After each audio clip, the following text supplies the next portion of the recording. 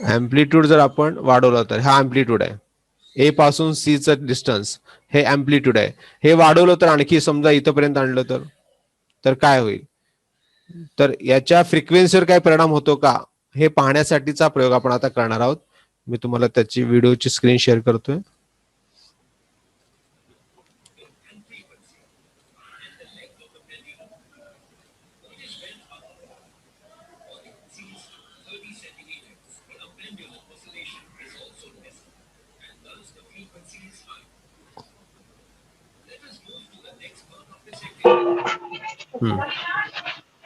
Share करतोय मी, पहा.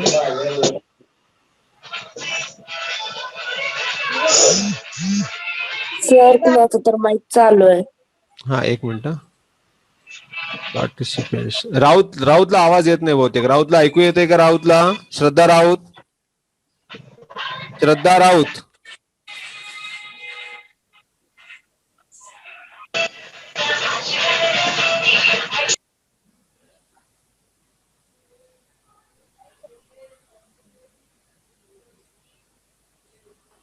तिला ऐकू येत नाही, त्यामुळे मी तिला काढून टाकलंय ग्रुपमधनं, क्लासमधनं काढून टाकलंय. ठीक आहे, ओके. आपण पुढचा पॉइंट घेऊयात आज आपण. Tie a pendulum to the fixed support in such a way that the length of the pendulum is 30 centimeters. We know that the maximum distance that the pendulum moves away from its central position is called the amplitude of oscillation.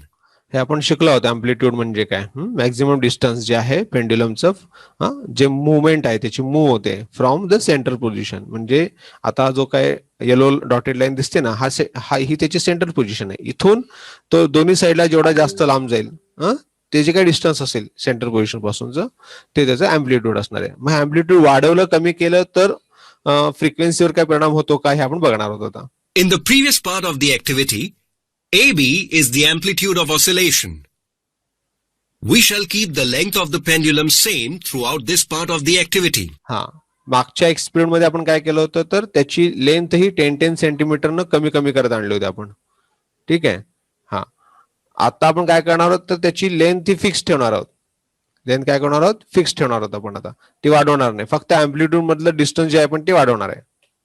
We shall vary the amplitude and measure the time required for 20 oscillations in each instance. आणि प्रत्येक आपण 20 oscillations मोजणार आहोत त्याचे. आणि 20 oscillations मोजताना किती time लागला हे स्टॉपवॉचच्या माध्यमातून आपण लिहून काढणार आहोत.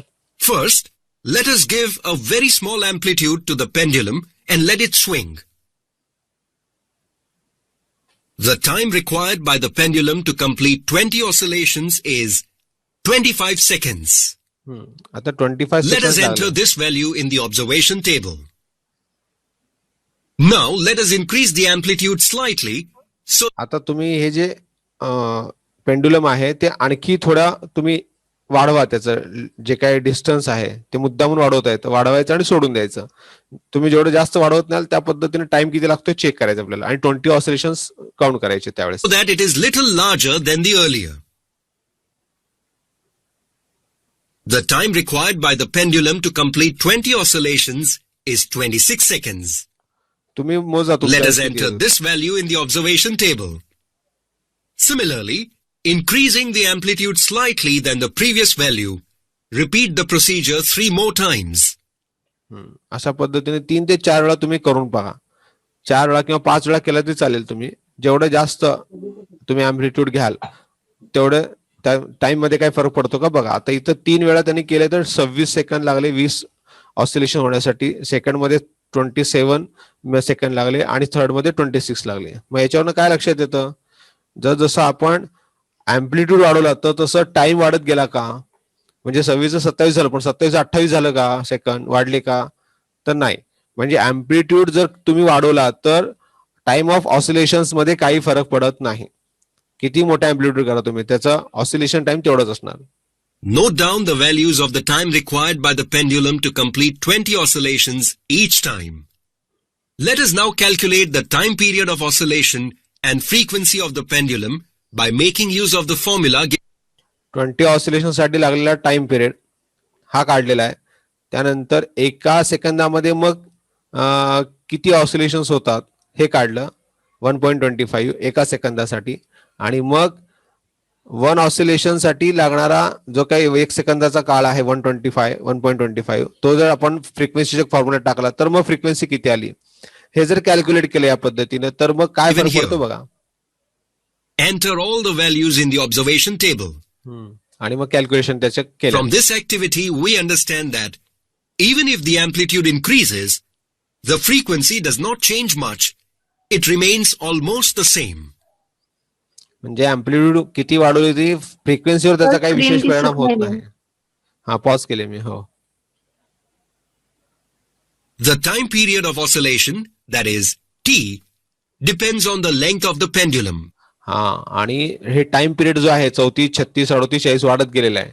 तो का वाढलेला आहे तर इथे काय झालेलं आहे प्रत्येक वेळेस लेंथ ऑफ द पेंड्युलम वाढलेला आहे. आणि जर जसं लेंथ ऑफ द पेंड्युलम वाढेल काय म्हणते जर जसं लेंथ ऑफ द पेंड्युलम वाढेल तर तसं टाइम पिरियड ऑफ ऑसिलेशन पण वाढत जाणार आहे. म्हणजे टाइम पिरियड ऑफ ऑसिलेशन कशावर डिपेंड करणार आहे. टाइम पिरियड ऑफ ऑसिलेशन हा लेंथ ऑफ द पेंड्युलम वर डिपेंड करणार आहे. अँप्लिट्यूड किती वाढवला तरी फ्रिक्वेन्सीवर काही परिणाम होणार नाही.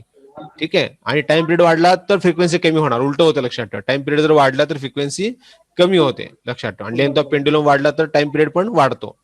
ठीक आहे. The time period of oscillation increases if the length of the pendulum is increased. The frequency remains the same even if the amplitude decreases or increases. While performing the activity regarding vibrations of the ruler and the sound produced, we talked about pitch of sound. Let us now study about it in detail by performing an activity. Pitch of sound बघणार आहोत पुढचा point. ठीक आहे. बघूयात. And frequency. तुम्हाला share करतो. कोणाचा mic चालू आहे बघा. High and low pitch of sound. Activity. Let us first take a wooden board having a length of 90 centimeters and a width of 5 centimeters. असा वुडन बोर्ड आपल्याला मिळेल नाही मिळणार माहित नाही आपल्याला आपल्या घरामध्ये. ठीक आहे. मग घरामध्ये जी काही फळी मिळेल तुम्हाला किंवा तुमच्या दारावर देखील तुम्ही हा प्रयोग करू शकता किंवा खिडकीच्या कठड्यावर पण हा प्रयोग करता येईल तुम्हाला. खिळे तुमच्या घरामध्ये तारा अडकवण्यासाठी वाळू घालण्यासाठी कपडे वाळू घालण्यासाठी तुम्ही काही खिळे मारले असतील त्याच्यावर पण तुम्ही हा प्रयोग करू शकाल. जर त्या ठिकाणी टेन्शन असेल तारामध्ये तर तुम्ही हा प्रयोग करू शकाल. फक्त एवढंच की त्याला ठोकळे वगैरे लावता येणार नाहीत.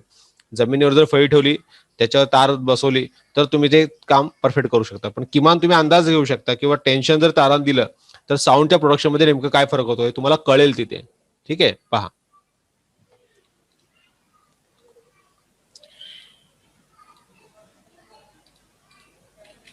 Now let us hammer 2 nails into it, each a few centimeters away from its 2 ends. Take a thin metal wire. Tie the ends of the wire to the nails so that the wire is stretched slightly between them. Let us insert a wedge-shaped wooden block under the wire near each of the nails. त्रिकोणी आकाराचे असे wooden blocks आपण त्याच्या खाली जर ठेवले आणखी सरकवले तर त्याचं टेन्शन वाढतं. अजून लेंथ वाढत नाही टेन्शन वाढतं. सर वुडन ब्लॉक म्हणजे काय. Now pluck the wooden block म्हणजे लाकडी ठोकळे.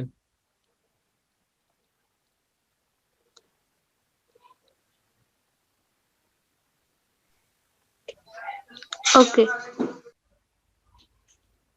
wire lightly. What do we observe? Do we hear any sound? When the wire is plucked, it vibrates and produces a low sound. Let us now insert 2 small rectangular blocks below the wedge-shaped block on one side in such a way that the length of the wire does not change. Do we observe any change in the tension in the wire? Yes, the tension in the wire has increased.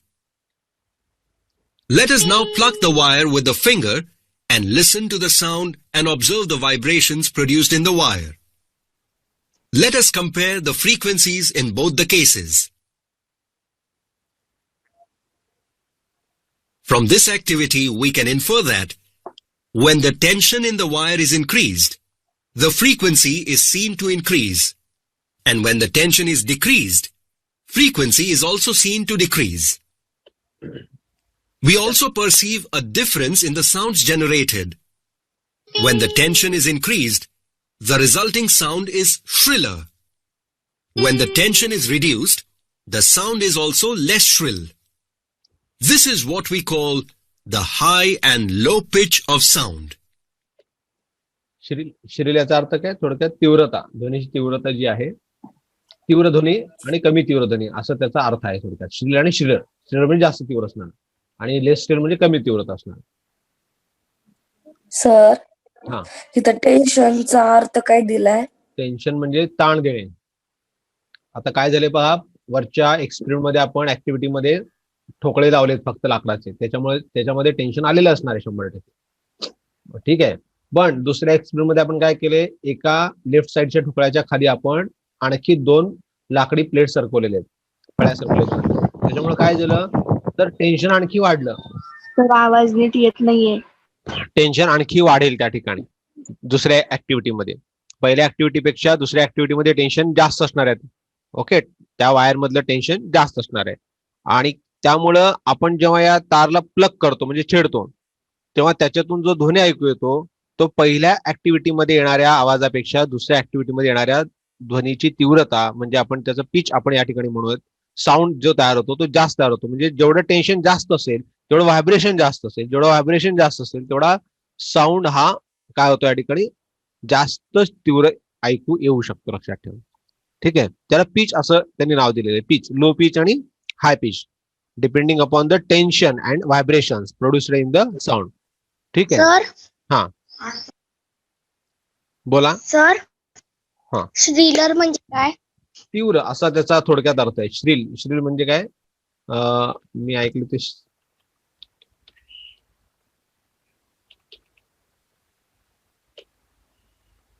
एक minute. Srila कर्कशपणा म्हणजे त्याचा जो आवाजातला कर्कशपणा आहे तो जेवढं tension त्याचं कमी असेल तेवढा आवाजातला कर्कशपणा कमी आहे आणि जेवढं टेन्शन जास्त असेल तेवढा आवाजातला कर्कशपणा जास्त असेल. येतं लक्षात. वर्गामध्ये गोंधळ जास्त असतो, हो की नाही? काही काही मुली ओरडतात मोठमोठ्याने, हा, तर कर्कश आवाज त्यांचा ऐकू येत असतो. येते लक्षात. आता मला सांगा, एखादा सिंह ओरडला त्याचा ध्वनी आणि मॉस्किटोचा म्हणजे मच्छरांचा ध्वनी याच्यामध्ये कर्कशपणा कशा जास्त वाटतो तुम्हाला? कर्ण कर्कश आवाज कशाचा वाटतो? सिंहात. सिंहाचा. हा, बघूयात आपण, तेच आपल्याला समजून घ्यायचं आहे आता. पहा. After understanding about the high and low pitch of sound, let us answer some questions now. Which of the sounds, the roar of a lion or the hum of a mosquito, has the higher pitch? If the roar of a lion or the hum of a mosquito is compared, then the roar of a lion is loud. That means more intense, but is of a lower pitch. On the other hand, the hum of a mosquito is soft. That means less intense and is of higher pitch than the roar of a lion. आता तुम्ही म्हणाल की sir आता तर आपण लॉयनचा आवाज मोठा असतो म्हणून आपण ते म्हणालो की कर्णकर्कश आवाज आहे. बरोबर आहे. पण कर्णकर्कश आवाज हा त्याचा वाटत असला तरी त्याचं ऍक्च्युली पिच कमी आहे, त्याचं व्हायब्रेशन हे त्याच्यामध्ये कमी आहेत आणि मॉस्किटोचे जे काही साऊंडचं व्हायब्रेशन आहे ते जास्त आहे. हे लक्षात ठेवा. त्याचा आवाजाची तीव्रता कमी आहे, सॉफ्टनेस जास्त त्याच्यामध्ये आणि लाऊडनेस ह्या सिंहाच्या आवाजामध्ये लाऊडनेस जास्त आहे. म्हणजे इंटेन्सिटी जास्त आहे, तीव्रता ध्वनीची ही सिंहाच्या आवाजामध्ये जास्त आहे. फार लांबपर्यंत त्याचा आवाज ऐकू येतो. पण सिंहाचा जो पिच आहे आवाजाचा तो खाली आहे, खालचा पिच आहे, कारण त्याचे व्हायब्रेशन्स कमी आहेत. व्हायब्रेशन्स कमी आहेत तरी देखील आवाजाची तीव्रता जास्त असल्यामुळे जास्त लांबपर्यंत आपल्याला आवाज ऐकू येतो. इंटेन्सिटी जास्त आहे आवाजाची. तर इकडे मॉस्किटोची इंटेन्सिटी आहे ती कमी आहे, त्यामुळे कमी अंतरापर्यंत त्याचा आवाज ऐकू येतो. साधारण 2 फुटाच्या आत जर मच्छर आला असेल तोही कानाच्या जवळपास तर तुम्हाला त्याचा ध्वनी ऐकू येईल, नाही तर नाही येणार. म्हणजे त्याच्या आवाजाची इंटेन्सिटी कमी आहे, पण व्हायब्रेशन्स इतके जास्त आहेत त्याच्या आवाजाचे की तो एका वेळेस साधारणपणे 300 वेळा, एका सेकंदामध्ये 300 वेळा त्याचे पंख फडफडतात म्हणे. इतका प्रचंड वेगाने तो व्हायब्रेशन निर्माण करत असतो. त्यामुळं त्याच्या त्याचा ध्वनीचा पिच हा जास्त आहे. म्हणजे पिच का जास्त आहे कळलं, कारण व्हायब्रेशन जास्त आहे. ठीक आहे. हा, ध्वनी फार मोठा ऐकू येत नसेल त्याचा, आपण म्हणालो की जेवढं व्हायब्रेशन जास्त तेवढा पीच जास्त, तेवढं त्याचा आवाज करणं कर्कश, पण प्रत्येक वेळेस असं होईलच असं काही नाहीये. ठीक आहे, हे सर लक्षात घ्या. पिच म्हणजे आत्ताच आपण पीचचा अर्थ समजून घेतला होता की की त्याचं व्हायब्रेशन जेवढं टेन्शन जेवढं जास्त असेल तेवढं त्याचे व्हायब्रेशन जास्त येतात. जेवढं व्हायब्रेशन जास्त येईल त्यानुसार त्याचा पीच जास्त आहे असं म्हटलं जातं. ठीक आहे. आता पीचला नक्की मराठीचा अर्थ काय, पीच ऑफ साऊंड बघावं लागेल त्याला, एक मिनिट.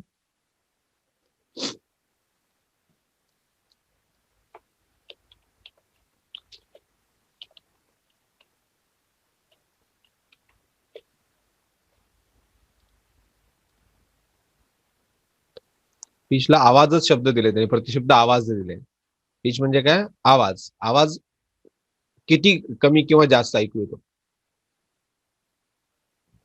ठीक आहे, आपण नंतर त्याच्याबद्दल आणखी माहिती घेऊयात. होय. Now the next question. What structures in the sitar help to produce higher or lower pitched sounds? आता हे सितारची थोडी माहिती सांगताय, ते ऐकून घ्या तुम्ही फक्त. माहिती ऐकून घ्या फक्त. Sitar has two structures. One is god-shaped and the other is a long neck. The free end at the upper side of the long neck has many nails to roll the string. 7 strings are attached from the nails to the gourd. There are membranes below these strings. The tension in the strings can be increased or decreased by adjusting the nails. With the help of these structures, the higher and lower pitch sounds can be produced from the sitar. Let us now proceed further to study the next concept. इथं शब्द त्यांनी वापरला हाय आणि low pitch. त्याचा आता मी अर्थ शोधून काढला, तो ध्वनीची उच्च नीचता. हायर पिच म्हणजे त्याची ध्वनीची उच्चता. ठीक आहे. आणि लोअर पिच म्हणजे ध्वनीची नीचता, म्हणजे आवाज कमी किंवा जास्त असणे. ठीक आहे. म्हणजे व्हायब्रेशन्सवर डिपेंड करते. जेवढं जास्त व्हायब्रेशन्स असतील तेवढं काय होणार आहे, त्या ठिकाणी ध्वनीची उच्चता दिसून येणार आहे. कारण व्हायब्रेशन जास्त काय येतील तर त्याच्यामधलं आपण टेन्शन वाढवलेलं असतं. जेवढं टेन्शन वाढवतो तेवढं त्याच्यामध्ये व्हायब्रेशन जास्त होतात, आणि जेवढं व्हायब्रेशन जास्त होतं तेवढं त्याचं पिच वाढतं. ठीक आहे. त्याला उच्चता आणि नीचता असं म्हणतात, लक्षात ठेवा. हा. आणि इंटेन्स म्हणजे काय, लेवल, साऊंड लेवल. साऊंडची लेवल काय आहे, वरच्या पातळीमध्ये किंवा खालच्या पातळीमध्ये आवाज असते ती साऊंड लेवल असतो, त्याला इंटेन्सिटी ऑफ साऊंड म्हणतात. त्यामुळे बघूयात आता. मी तुम्हाला पुढचा व्हिडिओ शेअर करतो. Intensity of sound. हे पुढचं. Sound level. Loudness or softness of sound is indicated by two terms, namely intensity of sound and sound level. Sound level is the intensity of sound as perceived by our ears. म्हणजे साऊंडची जी काही level आहे ती काय, त्रिपुराची intensity आहे, ध्वनीची तीव्रता आहे. मी ते सांगितलं, साऊंड लेवल म्हणजे त्याची काय पातळी, ध्वनीची पातळी म्हणजे तीव्रता. किती तीव्र ध्वनी म्हणजे त्याची पातळी कुठे आहे हे ओळखायचं असतं. आणि आपल्या कानानं ते ऐकू येतं, जाणवतं, ती तीव्रता आपल्या कानानं जाणवते. ठीक आहे. The intensity of sound is proportional to the square of the amplitude of vibration. म्हणजे अँप्लिट्यूड जे आहे, व्हायब्रेशनचा अँप्लिट्यूड आहे त्याचं स्क्वेअर करायचं, म्हणजे इंटू त्यालाच करायचं अँप्लिट्यूडला, तर जे आन्सर येईल ते इंटेन्सिटी असतं. लक्षात ठेवा. म्हणजे इंटेन्सिटी अँप्लिट्यूडच्या 4 टाइम्स असू शकतं कदाचित, किंवा स्क्वेअर टाइम्स असतं. ठीक आहे. If the amplitude is doubled, the intensity of sound becomes 4 times. म्हणजे अँप्लिट्यूड जर डबल केला तर इंटेन्सिटी काय होईल, 4 टाइम्स होईल. म्हणजे दोन अँप्लिट्यूड असतील त्याचे, आणि जर आपण डबल केलं तर 4 येईल. मग 2चा वर्ग जर 4 असेल, 4चा वर्ग 16, म्हणजे 4 टाइम्स झाला 4चा. 4 चौक 16. अशा पद्धतीने इन्क्रीज होत जातं ते. अँप्लिट्यूड जर वाढला तर इंटेन्सिटी 4 टाइम्स होतं, जेवढं वाढेल त्याच्या डबल टाइम्स होतं. लक्षात ठेवा. The decibel, that is dB, is the unit for measuring sound level. हा, साऊंड लेवल जर मोजायची असेल तर आपल्याकडे डीबी नावाचं युनिट आहे, मॅग्निट्यूड आहे. आता डीबी म्हणजे डेसिबल असं त्याला म्हणतात. डेसिबल हे का सायंटिस्टचं नाव आहे. It was named decibel in honor of the work of the scientist Alexander Graham Bell. बेलवरनं डेसिबेल असं आलेलं आहे ते लक्षात ठेवा. The magnitude of sound level, that is decibels, can be deduced from the intensity of the sound using a mathematical formula. When intensity of sound becomes 10 times the original, the sound level increases by 10 decibels. म्हणजे काय नेमका काय प्रकार आहे तर साऊंडचं जे original sound आहे आपला तो जर आपण वाढवला तर किती पटीने वाढवला 10 टाइम्स वाढवला तर साऊंड किती डेसिबेल वाढवलं तर 10 डेसिबेलने वाढवला असं म्हणता येतं. येतं लक्षात. हा तर डेसिबेल हे डायरेक्टली इंटू करतात त्याच्यासोबत आवाजाच्या तीव्रतेसोबत इंटू करतात. ठीक आहे. ओरिजिनल साऊंडला जर आपण वाढवला 10 टाइम्सने तर त्याला 10 डेसिबल 20 टाइम्स वाढवलं तर 20 डेसिबल्सने वाढवलं असं आपण म्हणू शकतो. Do you know? Decibel levels of common sounds are: beginning of audible sound is 0 decibel. Audible sound जो असतो तो 0 डेसिबल असतो. आपण सहज आता मी जे बोलतोय तुम्ही जे ऐकताय ते नॉर्मल आवाजामध्ये आपण ऐकतोय बोलतोय. ठीक आहे. त्याच्यामध्ये डेसिबल एकदम 0 आहे. Normal breathing is 10 decibels. The sound level of murmuring from 5 meters away is 30 decibels. हा आता जवळपास 5 मीटर लांब असणाऱ्या कोणत्याही वस्तूमधून जो आवाज येतोय आपल्याला ऐकू येतो तो 30 डेसिबल पर्यंत असू शकतो. Normal conversation between two persons produces 60 decibels of sound. आणि आपण जे बोलतो आहोत एकमेकांशी ते 60 म्हणजे दोन माणसं जर एकमेकांशी बोलत असतील तर ते 60 डेसिबल पर्यंत जातं आवाज त्याचा. The sound level of heavy traffic is 70 decibels. हा ट्रॅफिकचा जो काय हॉर्नचा किंवा त्यांच्या सायलेन्सरचा आवाज असतो गाड्यांच्या इंजिनचा आवाज असतो तो 70 डेसिबल पर्यंत जाऊ शकतो. Ordinary factories produce sounds of 80 decibels. फॅक्टरीमध्ये 80 डेसिबल पर्यंत जास्त असतं पण नॉर्मल जे मशीन्स असतात नॉर्मल फॅक्टरी नॉर्मल मशीन्सचा आवाज फॅक्टरीमध्ये जास्त काय येतो तर तिथे इंजिन्सच असतात तिथे पण मशिनरी त्याच असतात ज्या आपल्या गाड्यांमध्ये असतात जवळपास. पण होतं काय तिथे बंदिस्त जागेमध्ये आवाज जास्त घुमतो त्यामुळे इंटेन्सिटी वाढते त्यांची. The sound level of jet engine is 130 decibels.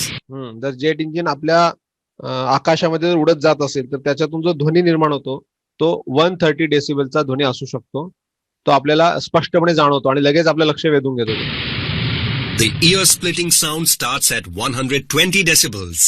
आणि आपल्या कानांना कर्णकर्कश वाढतं किंवा नकोसं वाटतं त्या ध्वनीची डेसिबल क्षमता असते 120 डेसिबल लक्षात ठेवा. Hearing is temporarily affected by sounds of frequency greater than 1000 hertz and levels higher than 100 decibels. म्हणजे आपलं जे ऐकणं आहे ते कदाचित कान खराब करणारे असू शकतं जर तिची फ्रिक्वेन्सी ही 1000 हर्ट्स पेक्षा जास्त झालं किंवा त्याची लेवल जी आहे ती 100 डेसिबल पेक्षा जास्त झाली. म्हणजे आपण नॉर्मली जे 60 डेसिबलला बोलतो ऐकतो तर त्याच्यापेक्षा जर पुढे जर आपण कंटिन्यू ऐकत राहिलो म्हणजे फॅक्टरीमध्ये काम करणारी माणसं असतात ती जवळपास 80 डेसिबलचा आवाज ऐकत असतात. ठीक आहे. पण त्याच्यापेक्षा जास्त डेसिबलच्या आवाजामध्ये ते काम करत असतील तर त्यांच्या कानावर त्याचा परिणाम होऊन त्यांना कमी ऐकू येऊ शकतं कारण 100 डेसिबलचा आवाज हा कानाने इफेक्ट करू शकतो लक्षात ठेवा. आणि त्याच्यामध्ये फ्रिक्वेन्सी 1000 हर्ट्स पेक्षा जास्त आहे अशा ठिकाणी पण त्या ठिकाणी काय होऊ शकतं कानांना बहिरेपणा येऊ शकतो. This can result in temporary deafness. अशा पद्धतीने बहिरेपणा डिफनेस म्हणजे बहिरेपणा लक्षात ठेवा. Those who work near aeroplane engines experience this. After knowing about the sound levels, let us answer a question. तुम्ही म्हणा सर असं कसं तात्पुरतं बहिरेपणा येतो येऊ शकतो. समजा कोणीतरी कानामध्ये मोठ्याने ओरडलं तर थोड्या वेळासाठी आपल्याला त्या कानांना ऐकू येणं बंद होतं थोड्या वेळासाठी. असं वाटतं कानामध्ये कसला तरी आवाज घुमायला लागला आपल्याला. जसं मधमाशी घोंगावते कानाच्या जवळ किंवा मच्छर घोंगावतं तशा पद्धतीचा आवाज आपल्या कानामध्ये घुमायला लागतो थोड्या वेळासाठी. म्हणजे थोड्या वेळासाठी आपल्याला बहिरेपणा येऊ शकतो. पण अशा पद्धतीने जर सातत्याने जर आपण आवाजाच्या जवळपास राहत असो तर आपल्याला कायमस्वरूपी बहिरेपणा येऊ शकतो लक्षात ठेवा. What would be the difference perceived between hearing only 2 pupils in the class talking to each other and all the children talking to one another at the same time? The sound level is generally of 60 decibels while only 2 pupils in the class are talking to each other. So nice, thank you. This level of sound is properly audible and thus these 2 pupils can hear the talk well. But if all the children start talking to one another at the same time, then the level of sound will go on increasing. This kind of sound is noise.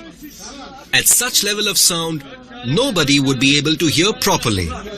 Come, let us now study about audible and inaudible sounds to human beings. आता काय झालं या ठिकाणी, दोन व्यक्तीमध्ये बोलताना आपण जो काही साऊंड लेवल असतं ते 60 डेसिबल असतं, त्यामुळे इझिली आपण एकमेकांचं बोलणं ऐकू शकतो. पण सगळेच जर एकमेकांशी बोलायला लागले तर सगळ्यांचा आवाज मिक्सअप होऊन तिथे एक नॉईज तयार होतो, लक्षात ठेवा. आणि मग ते कोणाला कळणार नाही काय बोलतोय. ठीक आहे, साऊंड लेवल ही 60 किंवा 70 डेसिबलच्या जवळपास जाईल, पण तुमच्या कानातला काही त्रास होणार नाही त्याचा, पण कळणार नाही कोण काय बोलायला लागले. ठीक आहे, मग त्याला आपण नॉईज असं म्हणतो. ठीक आहे, the sound which cannot be understood that is called as noise. मग वर्गामध्ये जर आपण असा गोंधळ केला तर कोणाला कोणाचं काहीच कळणार नाही, होय ना. तर इंटेन्सिटी फार नाही वाढत, पण कळत नाही कोणाला काय बोलतो आपण.